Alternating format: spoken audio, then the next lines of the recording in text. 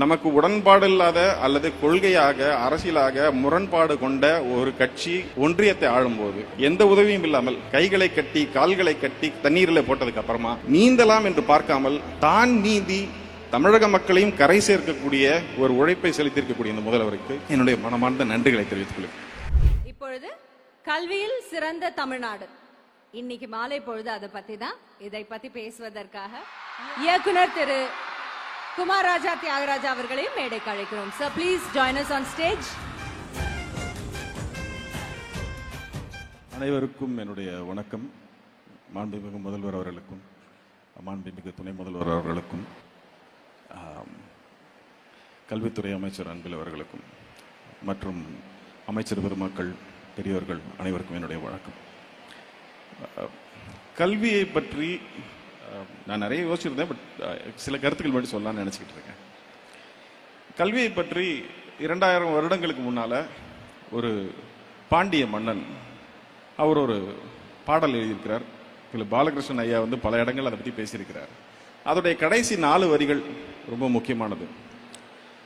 வேற்றுமை பொருந்திய நாற்பால் உள்ளும் கீழ்ப்பால் ஒருவன் கற்பின் மேற்பால் ஒருவனும் அவன் கண் படுமே அப்படின்னு சொல்றார். கல்விக்கு 2 குணங்கள் இருக்கு. அதுல ஒரு குணம் இப்ப இவர் சொல்றது. அது என்ன குணம்னா, கல்வி கீழே இருக்கிறவன் கற்ற பின்னாடி மேல இருக்கிறவனும் அவனை மதித்து அவனோடு சேர வேண்டிய கட்டாயத்தை ஏற்படுத்தும். இது முதல் காரணம். 2வது, கல்வி என்ன செய்யும் அப்படின்னா, அதை எழுதிட்டே வந்திருக்கேன். விவேக சிந்தாமணி அப்படிங்கிற ஒரு புத்தகத்தில் ஒரு பாடல் இருக்கு. வெள்ளத்தால் போகாது, வெந்தனலால் வேகாது, மண்ணலாலும் கொள்ளலாகாது, மன்னராலும் எடுத்துக்க முடியாது, கொடுத்தாலும் நிறைவொழிய குறையாது. அது என்னன்னா, நம்ம எதுக்கு படிக்கிறோம்? படிச்சு நல்ல வேலைக்கு போய் சம்பாதிச்சு குடும்பத்தை காப்பாற்றி அப்பா அம்மாவை காப்பாற்றி குழந்தைங்களை காப்பாற்றுறதுக்காக போகிறோம். அதை நான் ஒருவேளை என்னால் முடிஞ்சு நான் ஒரு 1 கோடி ரூபாய் யாருக்கும் கொடுத்தேன்னா அவங்களால சந்தோஷமாக வாழ்ந்துட முடியும். ஆனால் என்கிட்ட அந்த 1 கோடி ரூபாய் இருக்காது, ஏன்னா நான் அதை கொடுத்துட்டேன். ஆனால் கல்வி இருக்கு இல்லையா, அதை வைத்து நாம் கற்று நாம் பணம் ஈட்டும் பொழுது அந்த கல்வி என்னையும் அறிவாளியாகவே வைத்திருக்கும், அதை வாங்குபவரையும் அறிவாளியாக வைத்திருக்கும். என்னிடம் இருக்கும் கல்வி அவருக்கும் போய் சேரும், அவரை எனக்கு சமமாக மாற்றும் அல்லது என்னை அவருக்கு சமமாக ஏற்றும். இதனால தான் கல்வியை கற்கக்கூடாதுன்னு பழங்காலத்திலிருந்து இன்னைக்கு வரைக்கும் தடுத்துக்கிட்டே இருக்காங்க. இது ரொம்ப ரொம்ப முக்கியமான பாயிண்ட். கற்றுக்கிட்டு வந்திருந்த நாம ஏன் நடுவில் கல்வியை இழந்தோன்றதை யோசிக்கணும். 2 விதமான கருத்தியல்கள் இருக்கு கல்வியை சார்ந்து.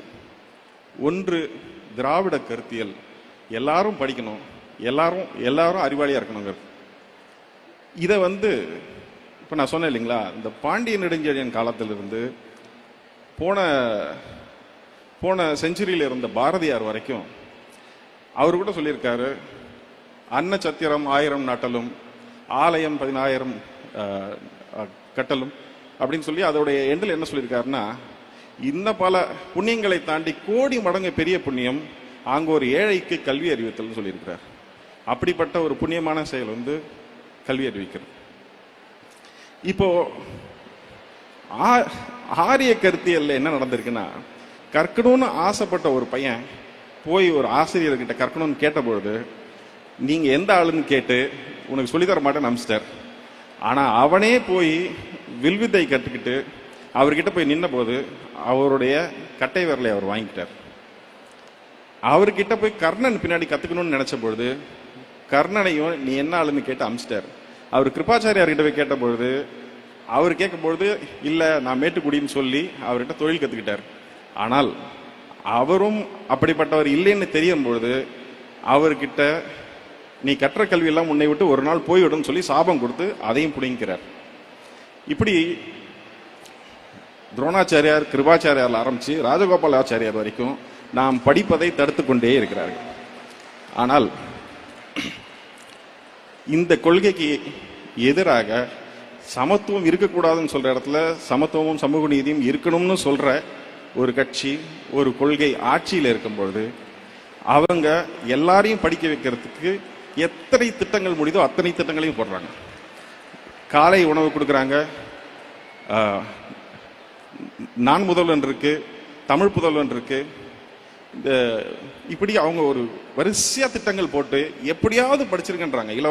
நீங்க கட்டணம் இல்லாம பேருந்து கொடுக்குறாங்க, வேற யாரும் ஆட்சி பண்ணாலும் அவங்க மடிக்கணினி கொடுக்குறாங்க, சைக்கிள் கொடுக்குறாங்க, எப்படியாவது படிச்சு மேல போயிருங்கிறாங்க.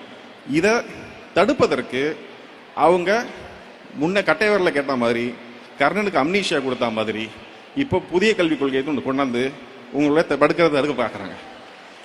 இதை இப்படி அவங்க தடுத்து இதை ஏற்க மாட்டோம்னு சொன்னவங்களுக்கு நமக்கு நியாயமா வர வேண்டிய 2150 கோடி பணத்தை தரமாட்டேன்னு சொல்றாங்க.